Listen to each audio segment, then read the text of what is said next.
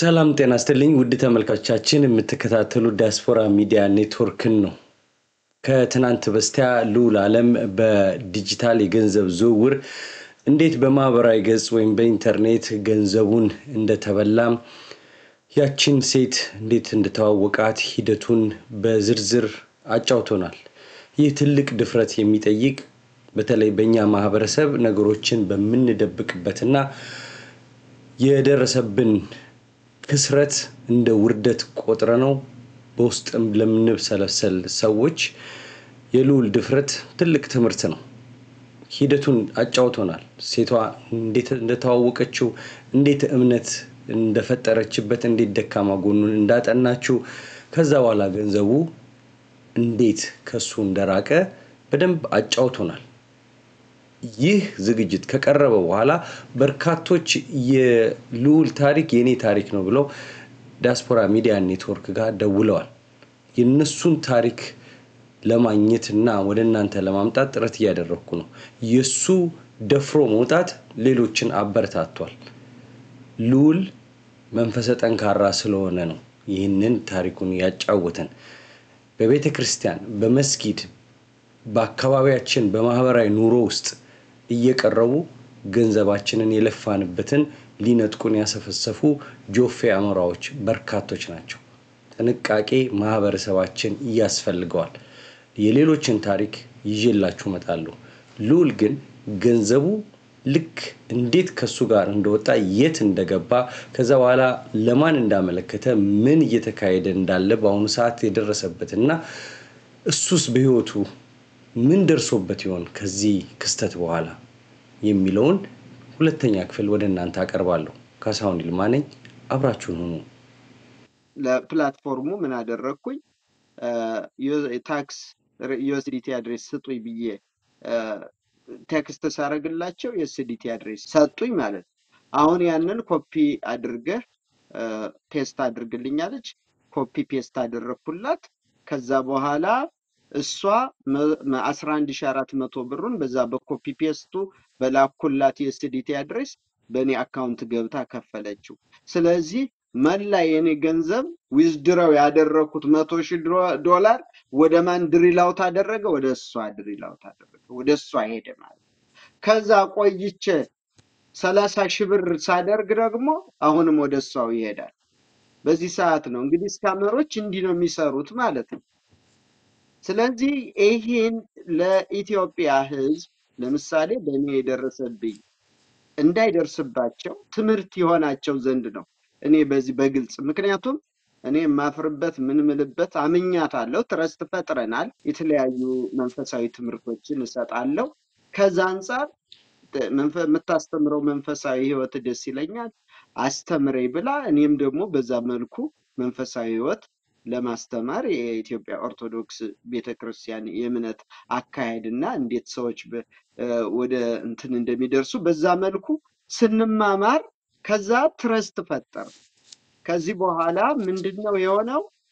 እንዲጎዳች ማለት ነው። እና እናንተም ኢትዮጵያውያን የምትጎዱባቸው መንገዶች አንደኛ በፍቅር፣ ሁለተኛ በመንፈሳዊ ህይወታችሁ በእነዚህ ዙሪያዎች በእናንተ ሴንሲቲቭ ነገር ውስጥ ገብተው ነው እስካም ያደርጓቸው። ይሄ ምንድነው? እኔ አጋጣሚ ሆኖ አቅሙ ብቃቱ አስተዳደጌም የነገ ተስፋዬም ስላለኝ ምንም ስሜት የፈጠረብኝ ነገር የለም። ምክንያቱም እንደ ትምህርት ተጠቀምበታለሁ ብዬ ሌላ ትርፍ አተርፍበታለሁ ብዬ ስለተቀበልኩት አምኜ ነገር ግን በዚህ መሃል በጣም ገንዘብ የሚወዱ በጣም ብዙ የሚደክሙ የቤተሰብ ተጽዕኖ ያላቸው ከብዙ ስቃይና ከብዙ እንግልት ገንዘብ የሰበሰቡ ሰዎች ድካማቸውን ስለሚያስቡት የኑሮ ሁኔታውና ውድነቱ በጣም ስለሚያስቸግራቸው እንደዚህ ስካም ቢደረጉ ፕሬሸር ያለበት ሊኖር ይችላል። የልብ ችግር ያለበት ሊኖር ይችላል። ስኳር ያለበት ይኖራል። በዚህ ሰዓት ምን ይሆናል? ሰዎች ወደ ራሳቸውን ወደ ማጥፋት ወደ መሞት ወደ ተለያዩ ነገሮች ይደርሳሉ። የተንጠለጠሉ ነገሮች አሉ። እምነቱ ላይ መጽሐፍ ቅዱስ ላይ ብዙ ጊዜ ያው አንተም የሃይማኖት ትምህርትን ታስተምራለህ ታቃለህም በመጽሐፍ ቅዱስ ከዮሴፍ በስተቀር በሴት ያልወደቀ የለም። ምናልባት እንደ ወንድ ሴትነቷም እምነት እንድታደርግና የምታወራውን እንድትሰማ ጆሮህ እንዲከፈት የምትልህን እንድትከተል አድርጎሃል? ያ ተጽዕኖ ፈጥሮብሃል?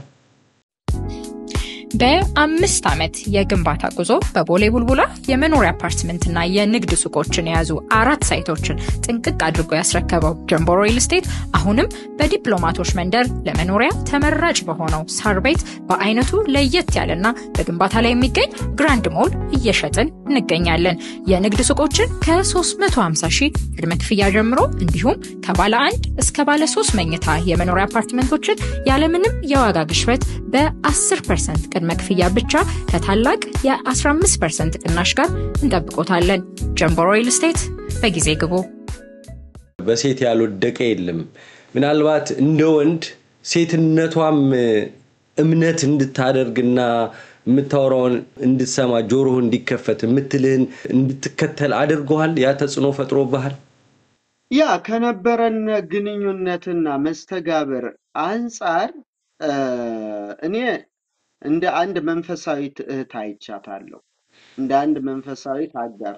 ምክንያቱም የኔን ማህበራዊ ሚዲያዎች ተመልክተህ ከሆነ በቲክቶክም በፌስቡክም በዩቲዩብም በእነዛ አካባቢዎች ስትመለከት መንፈሳዊ አገልግሎት አገለግላለሁ። ከዛ አንፃር ከብዙ ሰዎች ጋር ኢንተራክሽን አለኝ። ሌሎቹ በአረብ ሀገር የሚኖሩ በኢትዮጵያ የሚኖሩ በተለያዩ የሚኖሩ ናቸው። እችኛዋ ግን አሜሪካ ስለምትገኝ እና በችግር ሁሉ ካጠገብህ ሆናለሁ አይዞም ስላለችኝ አንደኛ ከኔ መንፈሳዊ ቅርጽና ይዘት አንፃር ከማቀርባቸው ከማገለግለው አገልግሎት አንፃር ያንን አፕሪሼት አድናቆት ምናምን ስላቀረበችልኝ እሷም ለመማር ዝግጁ ስለሆነች እና እንደዚህ አይነት መንፈሳዊ ሰው በእምነት ያደገ ሰው ለሀገርም ለወገንም ነገ ቢያድግ ትልቅ ደረጃ ላይ ይደርሳል ብላስ ስላሳመነችኝ እዚህ በላይ ደግሞ ብዙ እቅዶች ብዙ ፕሮጀክቶች አብረን እናቅድ ነበር እና እንዳልከው ሴትነቷ ተጽዕኖ የማይፈጥርበት ምክንያት የለም። ምክንያቱም ካጠገቡ ሆኖ ሊያግዝ የሚችል የወደፊት ህይወትን አቅጣጫ ምክንያቱም እሷ ሚሊዮነር ናት፣ ገንዘብ አላት። እኔ ደግሞ እዚህ ገንዘብ ኑሮኝ የተለያዩ ነገሮችን እንደምሰራ እንደምትረዳኝ እንደምታግዘኝ ስላሳየችኝ ነው ወደዚህ ለወድቅ የቻልኩት። ለምሳሌ ከያዝነው ፕሮጀክት ያልንገር እንዴት ልትረዳኝ? እኔ አጋጣሚ ሆኖ የዚህ ቱሪዝምም ሆነ የሲቲ ባስ ትራንስፖርቴሽን እሰራለሁ። ያንን ስራ ምንዳቸው መኪኖች ምናምን አሳያታለሁ በፎቶ በኢሜጅ በተለያዩ እና እዚህ በሙያ ምን መስራት ትፈልጋለህ ስትለኝ ሀገር አይ ገንዘቤ የማደግ ምልክት ካሳየኝ እኔ አገር ውስጥ የሚሰሩ የትራንስፖርቴሽን ካምፓኒዎች አሉ። እኔ ደግሞ ምስራቅ አፍሪካን በተለይ ሳውዝ ሱዳንን፣ ሰሜን ሱዳንን፣ ደቡብ ሱዳንን፣ ኤርትራን እንዲሁም ኬንያን ሶማሌ እንኳን ቀዴ ውስጥ የለም። እኒህን ነገሮች የሚያገናኝ ራውት እሰራለሁ። እኒህን ሰዎች እኒህን የህብረተሰብ ክፍሎች አንድ የሚያደርግ በትራንስፖርቴሽን የሚያቀራረብ ራውት ሲስተም ገንዘቤ ሲያድግ እሰራለሁ ብለን ወደዚህ ለማደግ እቅድ ያዝን እና የኔን እቅድ ስለደገፈችው እንትን ስላለችው በቃ እንደዚህ የመስራት ስሜት አደረብኝ። ከዚህ በኋላ እኔ የተወሰነ ገንዘብ ለኢትዮጵያ ህዝብ ስራ የመፍጠር ስራ እንጂ እኔ እንደዚህ ምሽክሽክ ብዬ ወድቄ ቀራለሁ ብዬ አስቤውም አልሜውም አላውቅም። እሷን አይታታል? በአካል ስታያት ምን አይነት ሴት ናት? ወጣት ናት? ትልቅ ሰው ናት? ኑሮዋንስ ቅንጡ ኑሮ መሆኑን እንዴት አወቅ? እሷ የ27 ዓመት የ28 ዓመት ልጅ ናት። የምትኖረው ኑሮ ተንደላቃ ነው። እኔ ፌስቡኳን አጋርቻለሁ ልጅቱን። እኔ በኢሜጅም በፎቶም እንዲሁም በቪዲዮም እናወራ ነበረ። ልክ አሁን አንተ እኔም በምታወራኝ መልክ እንዲሁ እናወራለን። ግን ፋይናሊ እሷ የምትኖረው ኑሮ በቃ ከብዙ አገሮች ግንኙነት አላት። አሁን ራሱ አሜሪካ የለችም፣ ያለችው በጃፓን ነው። ነገ እንትን ትሄዳለች፣ ነገ ሳውዲ አረቢያ ትሄዳለች፣ ነገ እዚህ ትሄዳለች፣ ነገ ካሊፎርኒያ ትመጣለች፣ ነገ ኒውዮርክ ትሄዳለች። እጅግ በጣም ተንደላቃ ነው የምትኖረው። በጣም ኃይለኛ ነዋሪ ናት። የምትሰራው ኮምፒውተር ላይ ብቻ ነው። ውጭ ላይ አታገኛትም፣ ውጭ ላይ አትሰራም። በቃ በጣም ተንደላቃ ነው የምትኖረው። አጎቷ እንዳልኩ ልጆች የሌሉት አጎት ነው ያላት። እሱ ስታክ ማርኬት ነው የሚሰራው። አጎቷን በጣም ሀብታም ነው። እሷም ሀብታም እንደሆነች አጎቷን ተከትላ ሀብታም እንደሆነች ነው የምትገልጽልኝ። ያ እንግዲህ እሷ ያለችህ ነው። እሷ ማንነቷ እስካሁን አልታወቀም። ብርህ ወደ እሷ መሄድ ጀመረ። ያ የነገርከንን ኮፒ ፔስት ስታረግ ልክ እዛ ጋ ነው ገንዘብ ወደ እሷ መሄዱን ያወቀው። ከሱ ጋር ቀጥለልኝ። ወደ እሷ ድሪል አውት ያደረገው በዛ ሰዓት ነው። አሁንም $92,000 አለው ከአካውንቴ። በውስጥ መስመር ቴክስት አድርጌልሃለሁ። ያን ዊዝድራው እንዳላረገው ቀጥታ እንትኑ ብላክቼን ሌላ ዋሌት እንኳ ክሬት አድርጌ ወደዛ ሳስገባ ወደ እሷ ነው ድሪል አውት የሚያደርገው። አሁን ከዚህ ላይ እሷም ራሱ የክሪፕቶ ከረንሲ አድቨርታይዝመንት ትሰራለች። እዚህ ጋር ኢትዮጵያውያን ማድረግ ያለባቸው መንቃት ያለባቸው አድቨርታይዝመንት ይሰራሉ። ያን አድቨርታይዝመንት ልክ እንደ ቲክቶክ ሾፕ ሊንኩን ሲነኩት ከነሱ ዋትስአፕ ወይም ቴሌግራም ፔጅ ነው የሚወስዳቸው። ከዛ በኋላ የሚሰጧቸው ልክ እንደኔ ያለውን ፕላትፎርም ነው። ከዛ በኋላ በዛ ዙሪያ ትረስት እየፈጠሩ እስካም ማድረግ ነው። ስለዚህ የኔ መጎዳት ለብዙዎቹ ትምህርት ነው የሚሆነው። ኔጌቲቭ ኢምፕሊኬሽን ብቻ ማየት የለብንም።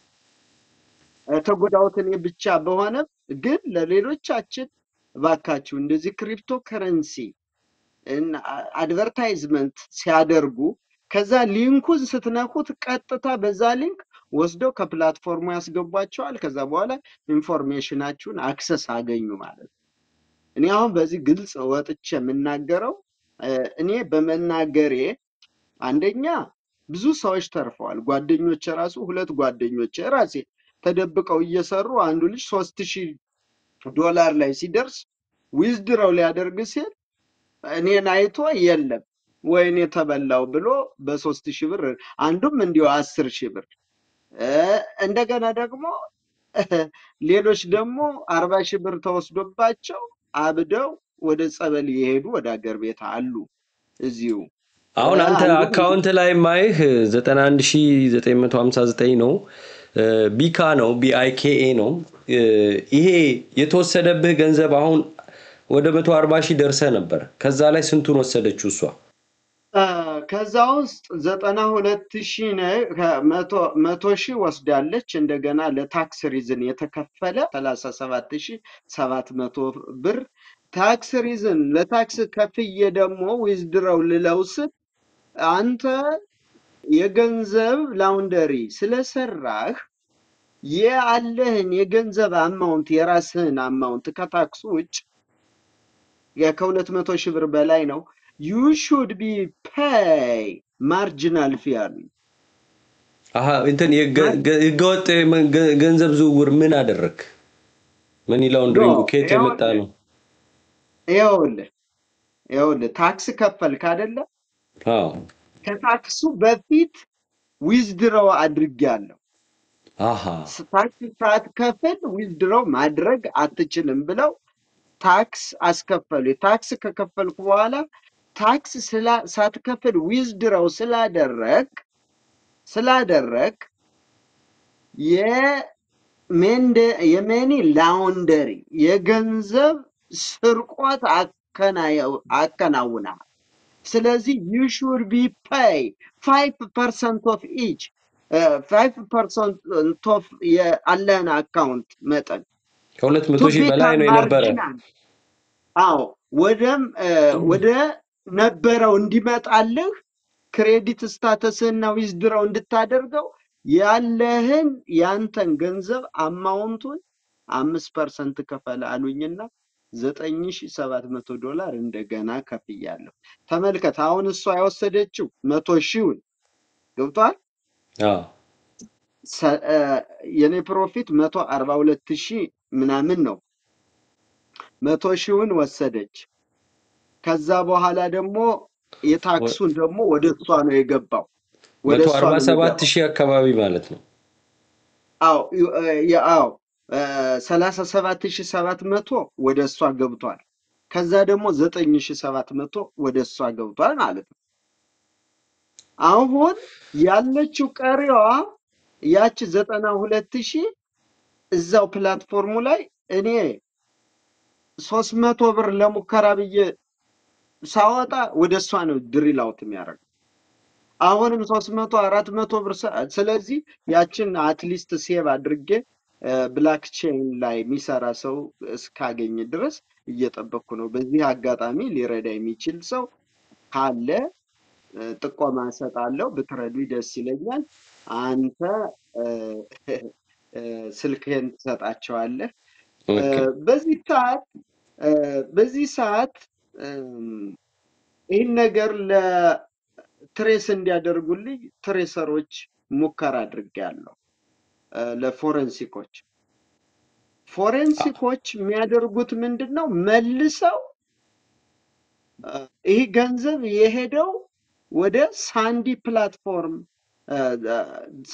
ፍላይ ፕላትፎርም ወደሚባል የቻይና አካውንት ነው ብለው ይነግሩኝና ይህን ነገር ያንተን ገንዘብ ሃክ አድርጎ ለሚያመጣ ሰው ገንዘብ ትከፍልና ዲፖዚት ታደርግና እንደገና ምን ይሉኛል? ጊዜ ወስደህ እስካም እናደርጋቸዋለን እነሱን ነው የሚሉ። ስለዚህ ኢትዮጵያውያን ከዚህ እንዲማሩ ይሄ ትምህርት ይሆናቸው። ጥያቄ ሊኖር ይችላል በተመልካቾችም 37,000ን ስታስገባ ወደ እሷ ከሄደ የመጀመሪያ ገንዘብህም ወደ እሷ ከሄደ ቀጥሎ 9,000ን ለምን አስገባ? እንደገና ማርጂናል ምናምን ሲሉ እንደገና እንዴት ተሸወድክላት? ቢካ ፕላትፎርም ማለት እነዚህ ሌቦቹ ተሰብስበው ክሬት ያደረጉት ነው። ስለዚህ እሷ ከዚህ ከክሬተሮች ውስጥ አንዷ ናት ማለት እንዳያሃት ላንተም የቲክቶክ አካውንቷን ኢንስታግራም አካውንቷን ነግሬሃለሁ፣ አሳይቻለሁ። እጅግ በጣም ሚሊዮነር ነው። በጣም ሀብታም ናት። እኔ ከፕላትፎርሙ ጋር ኮኔክሽን አላት። እንዴት ነው የወሰደችው ብትለኝ መጀመሪያውኑ ነግሬሃለሁ። በታክስ ሪዝን ምክንያት ዩኤስዲቲ አድሬስን ሰጥቻታለሁ።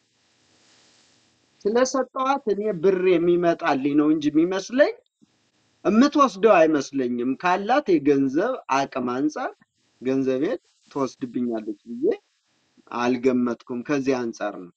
ኦኬ 37,000ን ለታክስ እኮ ከፈልክ። ከዛ በኋላ እንደገና ኦኬ ከፍላል፣ ግን ቀድሞ ብር ስላወጣህ ብለው ወደ 9,700 እንደገና ከፈልክ እኮ ልውል። እንደገና የከፈልኩበት ማርጂናል ፊ ነው። ያ ማርጂናል ፊ ምንድነው? ያንን ገንዘብ ስታወጣ ታክስ ሳትከፍል ስላወጣ የማውጫ ክሬዲት ስኮርህን ይቀንሱብሃል። እሱ ገባኝ። ምንም ታክስ ብትከፍልም ስቲል ክሬዲት ስኮሩ አልተስተካከለም። ክሬዲት ስኮሩን ለማስተካከል ማርጂናል ፊ ያስፈልጋል ይላል። ክሬዲት ስኮርህ 100% ሲሆን ነው ገንዘቡን ማውጣት የምትችለው። ስለዚህ ሳየው የክሬዲት ስኮሬ ስንት ነው? 50% ነው። ኔጌቲቭ 50 ቢ ይላል። ከፈለክ ስክሪንሻት አድርጌ በውስጥ መስመር ልክልሃለሁ። ስለዚህ ያንን ለማስተካከል ማርጂናሉን እኩል ለማምጣት 100% ለማምጣት የከፈልኩት 9,700 ገንዘብ ነው ማለት ነው። እሺ ዩኤስዲቲው ብሩ ሄደ፣ ምን ሄደ? አታናግርህም? በዚህ መሃል ብሩ ኮድ ያንቺ እየሄደ ነው ምንድነው አላልካትም? ብሎክ አደረገች። ከዛ በኋላ ለምንድነው ገንዘቤ እስካሁን አልመጣም ብዬ ፕላትፎርሙ ራሱ ከስተመር ሰርቪስ አለው። ከስተመር ሰርቪስ ሴንተር አለው። ባይዘው በከስተመር ሰርቪስ ሴንተር ነው ራሳቸው ከስተመር ሰርቪስ አለ። ገንዘብ የላክላቸውን ምን ያህል እንደሆነ ምን ያህል አካውንት ላይ እንዳለ የምታውቅበት እሷ ገንዘቡ ጠቅላላ ወደ እሷ ከገባ በኋላ አንደኛ የከስተመር ሰርቪስ ፕላትፎርሙ ላይ ብሎክ አደረጉ። ከዚህ ደግሞ እሷ ብሎክ አደረገች። ፋይናሊ በጣም የተደራጀ ነው። እጅግ በጣም ከዚህ ጋር መጥቀስ ካስፈልገው ካላስፈልገው አላውቅም እንጂ አንዳንድ ወደ መንግስት ቦታዎች ሄጄ ያገኘኋቸው የተለያዩ መረጃዎች አሉ። ለኤፍቢአይ አመልክቼ ነበረ። ኤፍቢአይ ወዲያውኑ ትሬስ አደረጉት፣ ገንዘቡን ትሬስ አደረጉት። የገባበት ቦታ የት ነው ሄዶ የቆየው?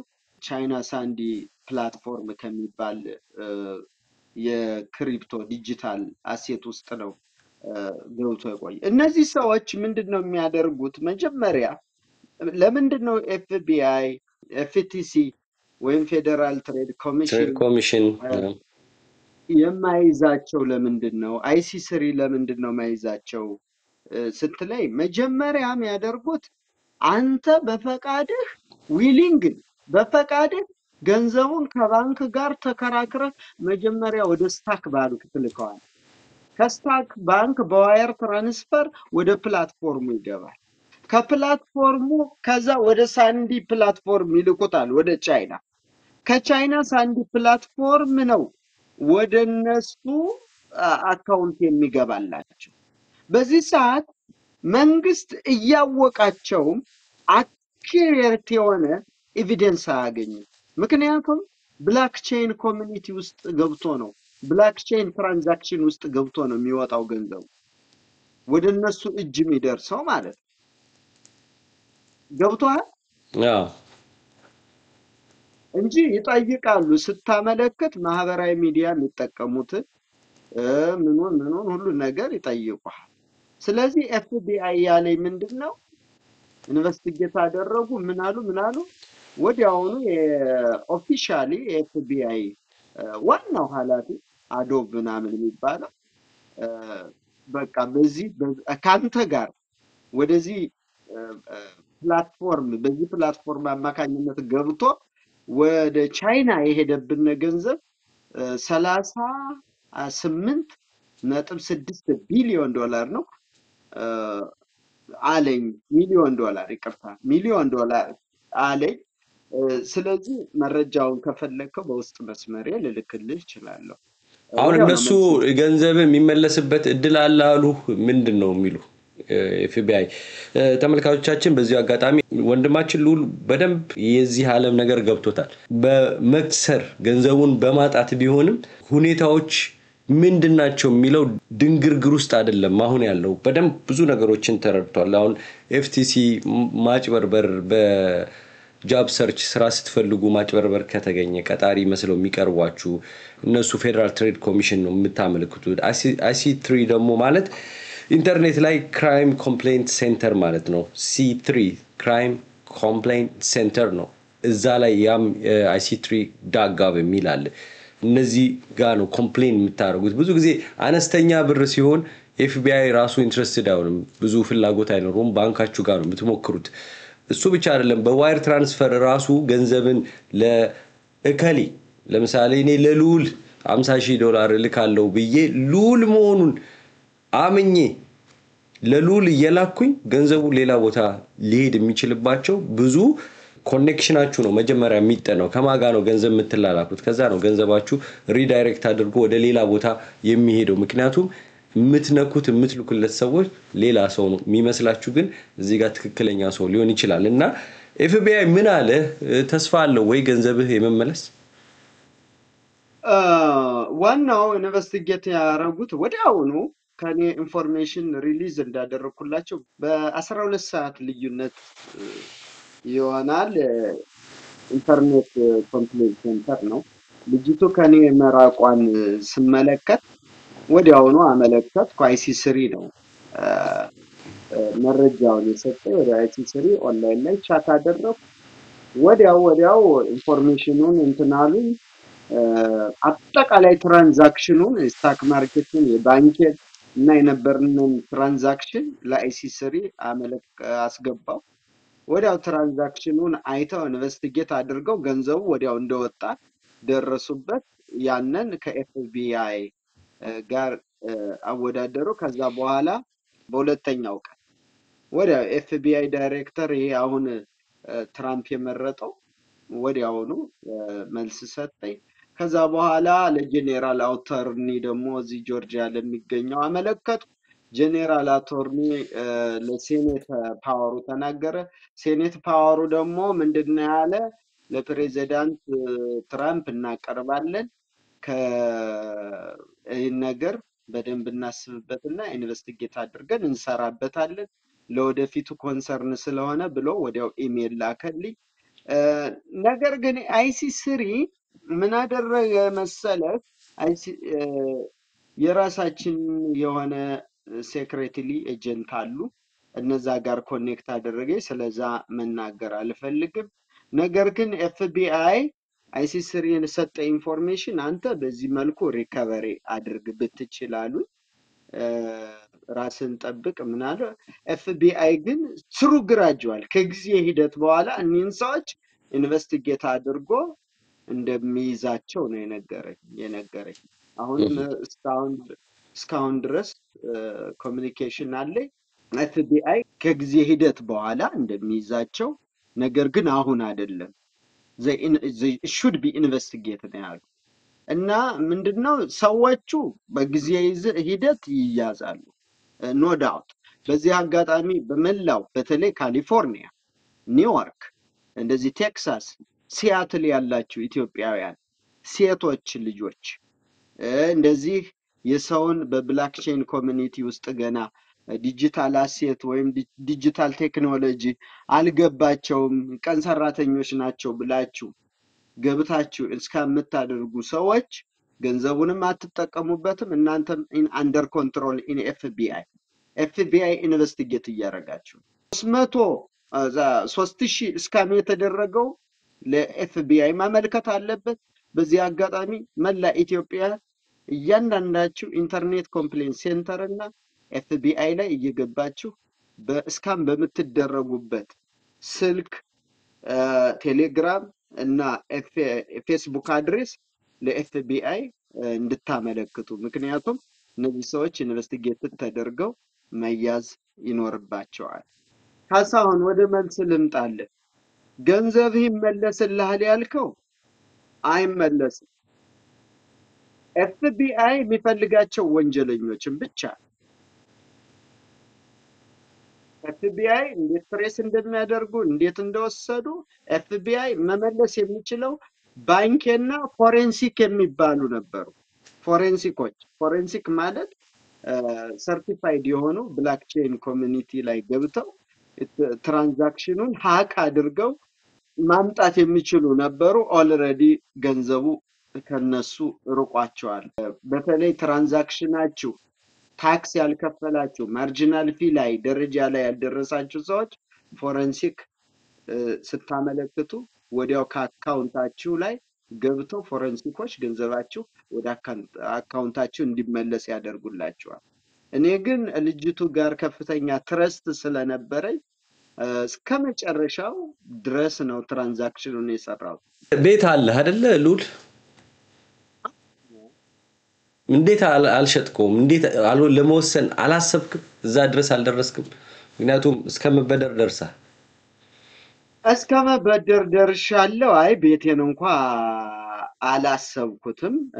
እሷ ግን ፈልጋ የነበረችው ልጅቱ ፈልጋ የነበረችው ምንድነው ቤቴን ሁሉ ሽጬ በተለይ ገንዘብህ ወደ 2 ሚሊዮን ወደ ሚሊዮን ከፍ ይበልልህ ለምን ዊዝድሮው ታደርገዋለህ እያለች ነገ ለመለወጥ እንዲያመች ለቅድ እንዳልኩ ምስራቅ አፍሪካን እነዚህ እኔ የምነዳቸው አይነት መኪና ቅርጽ ያላቸው አሉ። የዚያም ካናዳ የሚሰሩት እንኳን ኤክስፔንሲቭ ናቸው። አውሮፓ ላይ ያሉ በተመሳሳይ ያሉ ግን እነሱን ገዝቼ እንደዛ አደርጋለሁ እንዳልኩ እቅዴ ለዛ እንድትደርስ አለች። ለዛ እንድትደርስ ወደ 2 ሚሊዮን ከፍ ይበልልህ። ምክንያቱም ትሬድ ስታረግ ፈንድህን በጨመርክ ቁጥር ባንዴ ነው የምታድገው። የሚገርምህ እዚህ ጋር ለምሳሌ 100,000 ቢኖርህ በ30,000 ነው እንትን የምትለው በአንድ ሶስተኛው እንዳትከስር ማለት ነው። በአንድ ሶስተኛውን ትጠቀማለህ። የአንድ ሶስተኛ ፕሮፊት ከፍተኛ ነው። ለምሳሌ $1 ሚሊዮን ሲኖረው የ300,000 ነው የምትለው። በ300,000 የዛን 25% አንዳንዴ 20%። ሌላው ደግሞ ትሬዱ በጣም አሪፍ ስለሆነ በተለይ ትራምፕ የመጣበት ሰሞን ይሄ እሱ ሰፖርት ስለሚያደርግ ክሪፕቶ ከረንሲ ሰፖርት ስለሚያደርገው በዚህ አጋጣሚ ህጋዊ የክሪፕቶ ከረንሲ ንግድ እንዳለ እየጠቆምኳችሁ ነው ማለት ነው።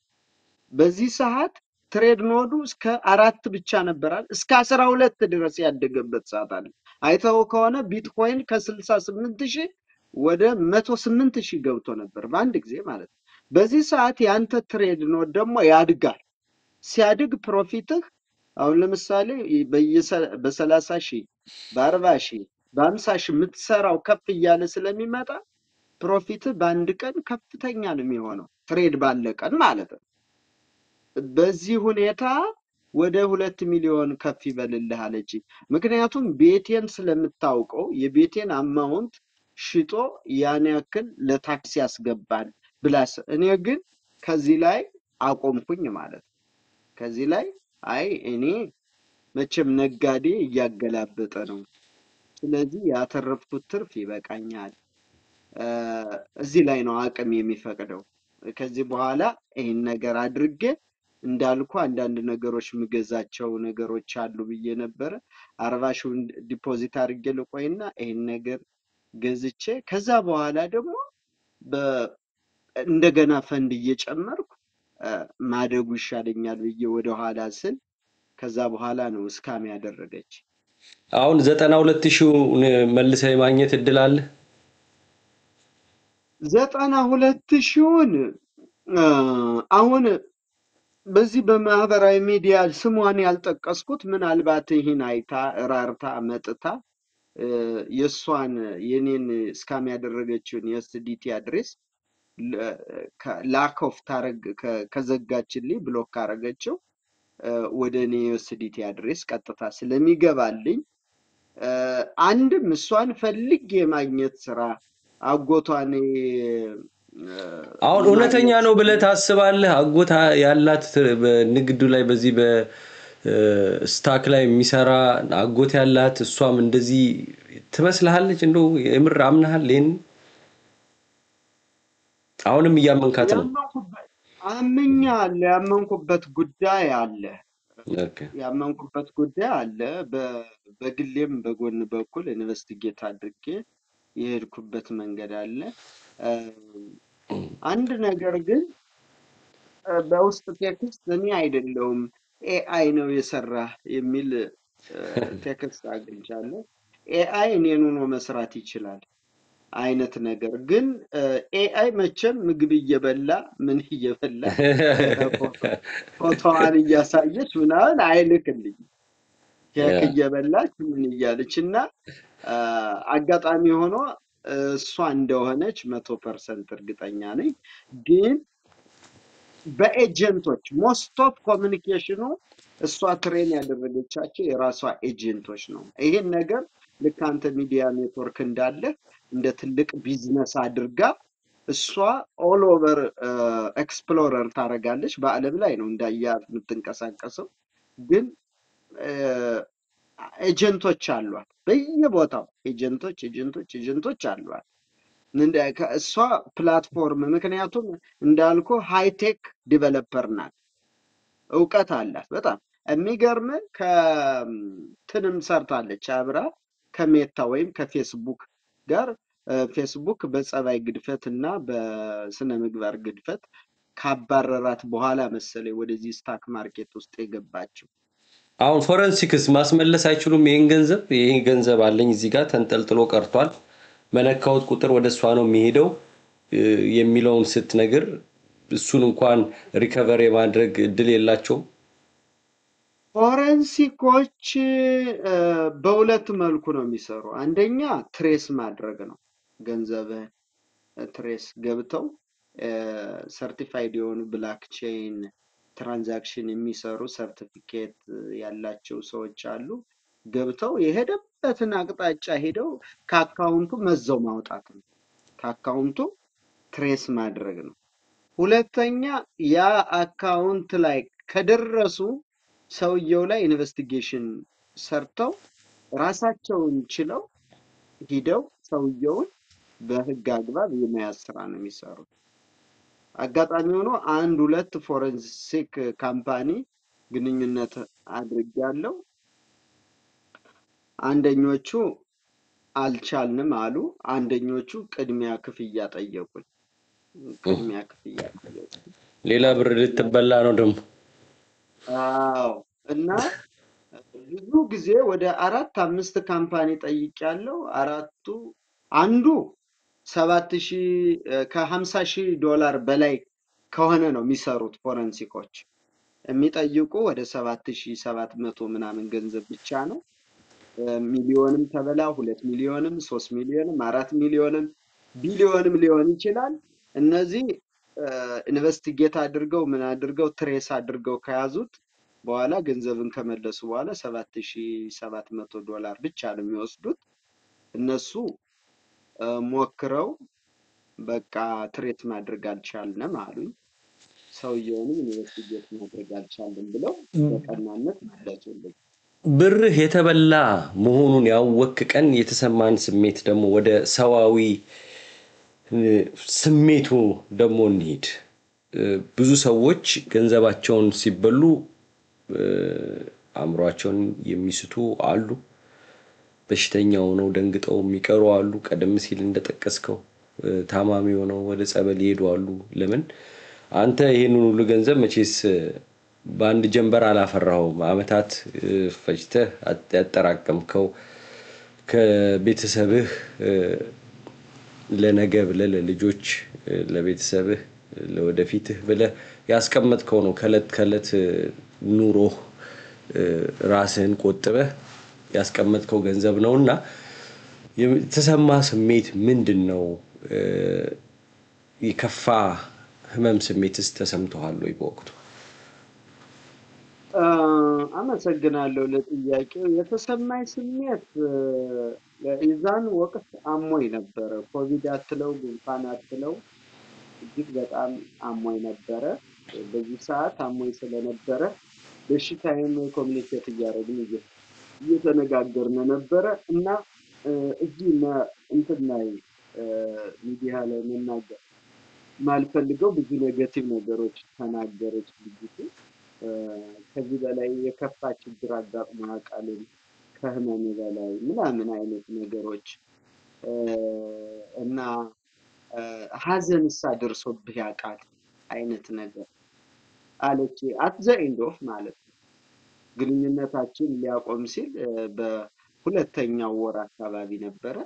በዚህ ሀገር አቆጣጠር ሁለተኛው ወር 10 ቀን 6 ቀን ላይ ታመም 10 ቀን ላይ አካባቢ እንዴት ነው እኔ የታናሽ ወንድም ሞቶብኝ ልቤ እጅግ በጣም ተሰብሯል አልኳት። እንዲሁ አባቴ ደግሞ በጣም በምድር ላይ የምወደው አባቴ የመጨረሻ ፍጹም ፍቅር አለኝ ለአባቴና አሞብኝ እንደዚህ እና በዚህ ሰዓት የማዘን ምልክት የሆኑ እስከ እንትኖች ምንድነው የሚያዝኑ አሻንጉሊቶች ምናምን ትልክልኛለች።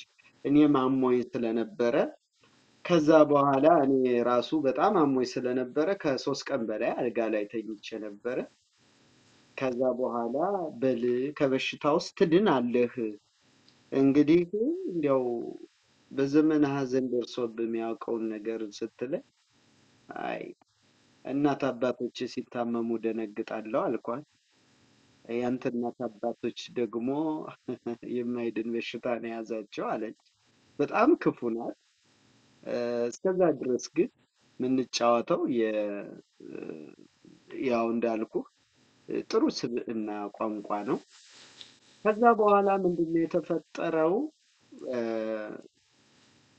መልስ ስጽፍላት አትመልስም። ምን ሆነች ብዬ ከ3 ቀን በላይ ጠበቅኩ። ከዛ 5 ቀን 6 ቀን ሆነ። በዚህ ሰዓት እየተሻለ ይመጣ ማለት ነው። እየተሻለ ሲመጣ አሁን ምን አደረኩ? ኢንቨስቲጌት ማድረግ ጀመርኩ። እንዴት ነው እስካም የሚደረገው ምናምን ብዬ ከዛ መልስ ሲጠፋ ገረመኝ። ከዛ በኋላ በቃ እግዚአብሔር አልፈቀደውም። ምክንያቱም እኔ እንዳልኩ መንፈሳዊ ሰው ነኝ። በመንፈሳዊ ህይወቴ መጽናት ነው ያለብኝ፣ መጸለይ ነው ያለብኝ። ምክንያቱም ገንዘብ ሂያጅና ቀሪ ነው ብዬ የተሰማኝ ቀን አንድ መንፈሳዊ አባት ምቀርባቸው አሉ። ደወልኩላቸውና የገንዘቤ ሳይወሰድ የለም ብዬ ነገርኳቸው። ከዛ በኋላ እሳቸው ወስደው አጽናኑኝ፣ አይዞ ምናምን አሉኝ። እኔ ከዛ በኋላ ምንድነው ያደረኩት? ገንዘቤ ትሬስ እንዲደረግልኝ ሌት ተቀን ጉግል ላይ ኤፍቢአይ ላይ ምን ላይ እንደገና ሎካል ፖሊስ ስቴሽን ላይ ፌደራል ማለት ጄኔራል አተርኒ ላይ ሎካል ኤፍቢአይ ላይ ኢንቨስቲጌሽን ላይ ሲሄድ ምን ስል እዛ ኤፍቢአይ መልስ ሰጠ፣ አይሲ3 መልስ ሰጠ። የነሱ መልስ እስከ ተስፋ እያደረኩ ትሬስ ያደርጓታል። እሷ ለምን ሰው ሰርቃ ትጠፋለች በማለት እሷ ማናት በማለት እኔ አጋጣሚ ሆኖ በአመለካከትም ባስተሳሰብም እንዲያው አባቴና አንድ መንፈሳዊ አባት ብቻ ነው በአመለካከት ገዝተው የሚያውቁ እና ከዛ በኋላ በቃ መንግስት ትሬስ ያደርግልኛል ብዬ ራሴን አጽናናው ማለት ነው። ከዛ በኋላ በማህበራዊ ሚዲያ እንዲህ እስካን ተደርጊያለሁ ምናምን ብዬ ተናገርኩ። አይዞህም ያለኝ የለም። ይገርማል። ከዛ በኋላ ከጸሎት ቤት የገባውና ጸለይኩ፣ ሰገድኩ። ጌታዬ ሆይ አንተ ያልከው ይሆናል። እኔ በቃ ለፍቼ ደክሜ ያገኘሁት ገንዘብ ነው። የድሃ ልጅ ነኝ፣ ታውቃለች። በሽተኛ እናት አባት አሉኝ። ስለዚህ ያን እያወቀ ህሊናውን ክዶ ያን የእምነት ኃይል ንዶ የመድኃኔዓለምን የጸለይኩላትን መዝሙር 90 እናቴን አመማት ብሎ እያለቀስኩ የጸለይኩላትን ክዳ ገንዘቡን ከወሰደችው እንግዲህ ምን ማደርግ ነው ብዬ ወደ ፈጣሪ የምጸናበት ኃይል ስጠኝ ብዬ ጸሎት አደረኩ። ከዛ በኋላ ተረጋጋው በራሴ ጊዜ። ለፎሬንሲኩም ለፌደራል ትሬድ ኮሚሽንም በየባንኩም ስሮጥ መከፋቴ መጨነቄ ትዝ አላለኝ። ከዛ አይሰማህም ወይ ላልከው ግን አንዳንድ ጊዜ የሚገርም ነገር እኔ ብዙ ጊዜ ቤተክርስቲያን አሰራለሁ። ግማሹም የቤተክርስቲያን አስራት የወጣ ገንዘብ ነው የሰጠሁት። ድሆች አገራችን እንደምታውቀው ምስኪኖች ቀልባለሁ፣ ደሞዝ ምሰጣቸዋለሁ፣ ምመግባቸው። አሁን የፋሲካ ምመግባቸው ወደ 26 ሰዎች ነበሩ። ገንዘብ በየመጠኑ የነሱ ሳይላክ ሲቀር ከራሴ ህይወት በላይ እነሱ ትዝ ሲሉኝ ላበት ድፍት ያደርገኛል። እነሱን ሳረዳቸው መቅረቴ መቸገሬ ከምንም በላይ ለነሱ ሳልክ የቀረውበት ነገር ነው የሚቆጨኝ ማለት። ወደ 37700 ብር ኔጌቲቭ ውስጥ ገብቻለሁ። ያንን ለመሙላት ሌት ተቀን መስራት እንዳለብኝ እና ነገ ከነገ በኋላ ትልቅ ሰው እንደሆንኩ ስለማስበው ስሜት ቢፈጥርብኝም ላበት ይለኛል። አሁንም ቢሆን አንዳንድ ጊዜ ማለት ነው ምረዳቸውን ሰዎች ሳረዳ ስቀር ነው። ቤተክርስቲያን ራሱ ገንዘብ ስጠየቅ እፍረት እየተሰማኝ ነው። አልሰጥም ብዙ ጊዜ አሁን እና ብዙ ነገሮችን ታደረግ ጸጸት አለህ ግን እዚህ ጋር ነው የተሳሳትኩት የሚለው ሁሉ ጊዜ ነገሮች ባላረግ ምንላቸው የሆነ ራሳችንን ምንደበድብበት ምንቆጭበት የሆነች ሰዓት አለች። የሆነች እዚህ ጋር ይሄንን ባላረግ ኖሮ ምትለው አለ? የሚጸጽተኝ አንደኛ የዋህነት፣ የሰው ማመኔ፣ ሰውን ማመኔ፣ ማታውቀውን ሰው ማላውቀውን ሰው አይ እሷን ከማወቅ በላይ ነው። ቃላት ከሚገልጸው በላይ እንተዋወቃለን፣ እንግባባለን። ግን በፊዚካሊ ማላውቀውን ሰው ማመኔ አንድም። ሁለተኛ አንድ ጊዜ በራሴ ኮይንቤዝ አካውንት የተበደርኩትን 17700 ብር እስካም ልታደርገኝ ነቅቸባት ነበር የዛኔ ማለት። ያቺ ቀን ቆጨኛለሁ። አመሰግናለሁ ሉል። ተመልካቾቻችን በመጀመሪያ ቪዲዮ ያሳዩዋችሁ እንግዲህ ትልቅ ገንዘብ ነው 250 ሚሊዮን ወንድማችን ሉል ደግሞ አጠቃላይ እሱ እንዳለው ወደ $147,000 በክሪፕቶ ገንዘቡ ተጭበርብሮ ተወስዶበታል። ይሄን ጉዳይ በአሜሪካ ትልልቅ የሚባሉ ግዙፍ እንዲያሉ ወንጀሎችን የሚከታተሉ ድርጅቶች እየተከታተሉት ነው። ፌደራል ትሬድ ኮሚሽን FBI IC3 የሚባለው የኢንተርኔት ክራይም ኮምፕሌት ሴንተር እነዚህን እየተከታተሉት ነው። ብዙ ሰዎች አሉ ከዚህ በላይ የተበሉ ገንዘባቸውን። እኔም ማቀው ትልቅ ጋዜጠኛ በጣም ብዙ ሺህ ሰዎች በአንድ ወቅት ያከብሩት የነበረ ጋዜጠኛ ገንዘቡን ምናልባት $150,000 በላይ እሱ ደግሞ በክሪፕቶ ሳይሆን በሌላ አማዞንን በሚመስል የንግድ መስመር በጓደኛ በመጣ ሰው ገንዘቡ እንደዚሁ ኤዥያ ውስጥ ውሃ በልቶታል። ገንዘቡ ተበልቶበታል። ለከፋም ህመም ዳርጎታል ሰውየውን። ያ ሰውዬ አንድ ቀን ምናልባት ወጥቶ በአደባባይ ይናገራል ብዬ አምናለሁ። ስም መጥቀስ ስላልፈለኩ ነው። ሌሎችም እንደዚሁ አሉ። ወጥቶ መናገር ግን ሌሎችን ያድናል። ምናልባት ያ ሰውዬ ወጥቶ ተናግሮ ቢሆን ጋዜጠኛ የሆነው ሰውዬ ሉል ገንዘቡ ላይ በላ ይችል ነበር። እንዲህ አይነት ውስጥ አይገባም ነበር። በጤነኛ መንገድ የሚያገኘው ገንዘብ እየሰራ የሚያገኘው ገንዘብ በሷ ተደስቶ ስቆ ይኖር ነበር። አሁን ግን ዕዳ ይከፍላል። ዕዳ መክፈል ብቻ ሳይሆን ጉዳዩን ይከታተላል። ተጨማሪ ህመም ይሰጣል። ይሄ እሱ ተጽናንቶ ቢሆንም ያ የሰራው ስተት ያመነው እምነት ሶሻል ሚዲያ ማህበራዊ ሚዲያን ማመኑ እዚህ ውስጥ ከቶታል። ገና አይለቀውም ሉልን። ምናልባት ቅድም ያሳየኋችሁን ቪዲዮ ብንመለከት ያ ወጣት ተይዟል።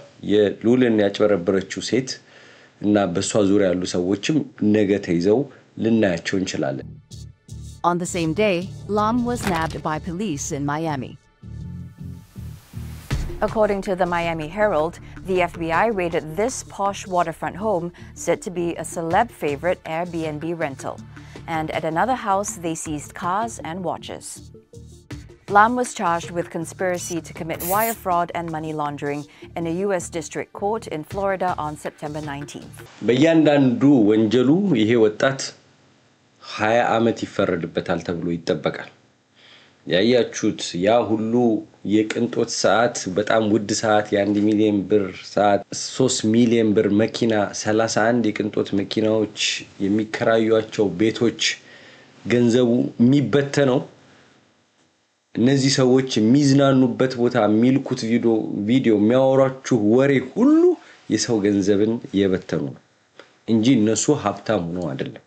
የሉል ህይወት የደረሰበት ለብዙዎች ትምህርት ይሰጣል በሚል ነው አደባባይ ወጥቶ ሳያፍር ሳይሸማቀቅ ታሪኩን ያጫወተን።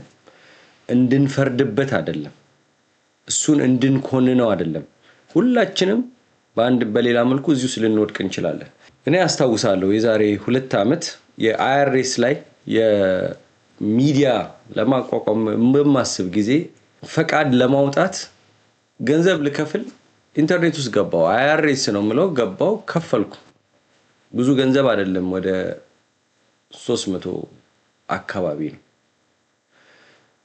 ከዛ በኋላ ሳይ መጥቶልኛል ትክክለኛ የምፈልገው ነገር፣ ግን የከፈልኩት ድርጅት አይአርኤስ አልነበረም።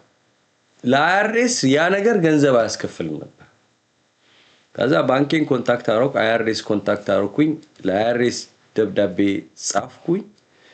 ያ ጉግል ስታደርጉ አይአርኤስ ሳይሆን ቀድሞ የሚመጣው ያ ድርጅት ነበር። አይአርኤስ ሲልና ግን ከዛች በኋላ አለች፣ ግን እዛ ጉግሉ ላይ አታዩትም። ክሊክ የምታደርጉት አይአርኤስ የሚለው አይአርኤስ ነው የሚለው። ግን ከዛ በኋላ ዌብሳይቱን በደንብ ስታዩት ከከፈተ በኋላ ብታዩት አይአርኤስ ይልና ሌሎች ነገሮች አሉ። irs.gov ነው የመንግስት። እኔ እንኳን ተሸውጃለሁ። ገንዘቤ ያ ድርጅት መለሰው። ለምን? ያ ሰርቪስ ያ አገልግሎት አይአርኤስ ነፃ የሚሰጠው ነው፣ ወዲያው ነው የሚሰጠው። ያም ድርጅት አይአርኤስን ነው ኮንታክት አድርጎ በስትሩ ዳት በዛ ማስከፍል ነገር ለዛ ድርጅት ከፍዬ ከአይአርኤስ አምጥቶ ሰጠኝ ማለት ነው።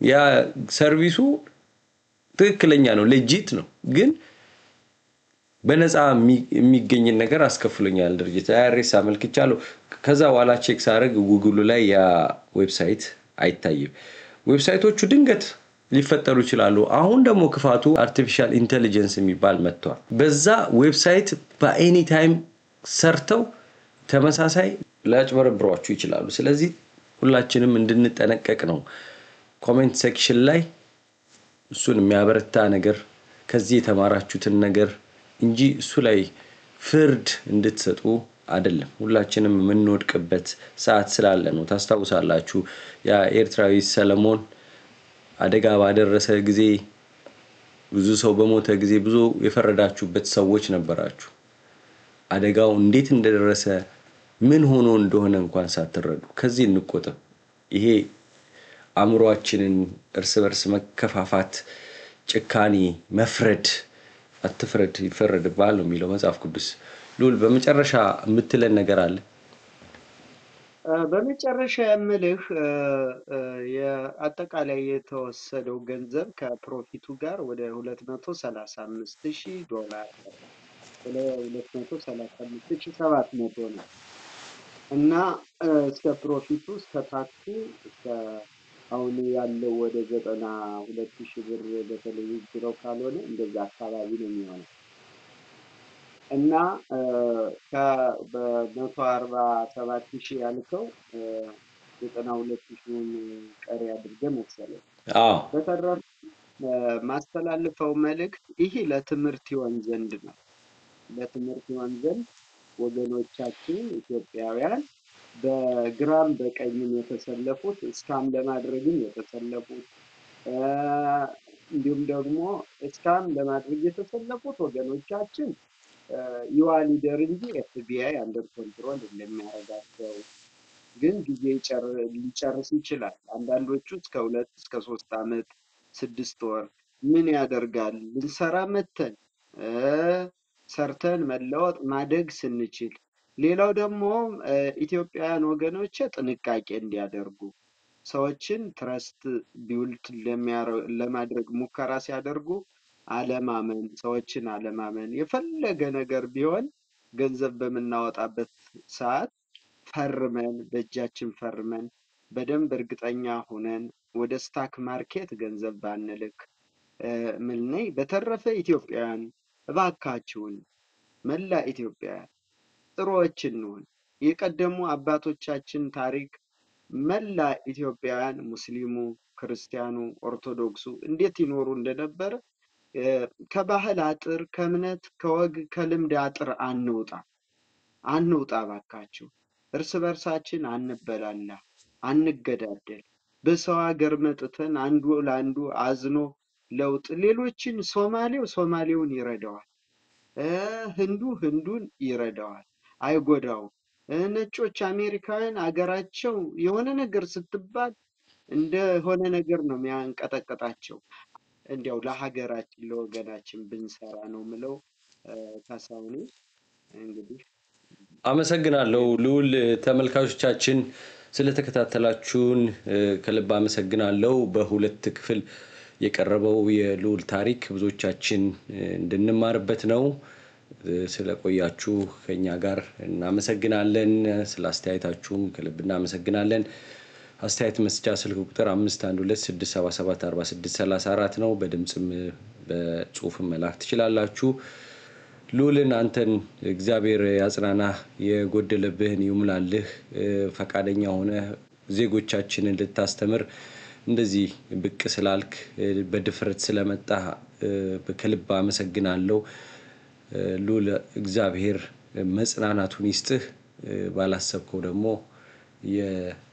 በግፍ ያጣኸውን እግዚአብሔር ይተካልህ አመሰግናለሁ ደህናው እሺ በል ደህናውን ካሳው እሺ ደህና አመሰግናለሁ ስላቀረብከኝ በእውነት በጣም ነው ማመሰግነው እሺ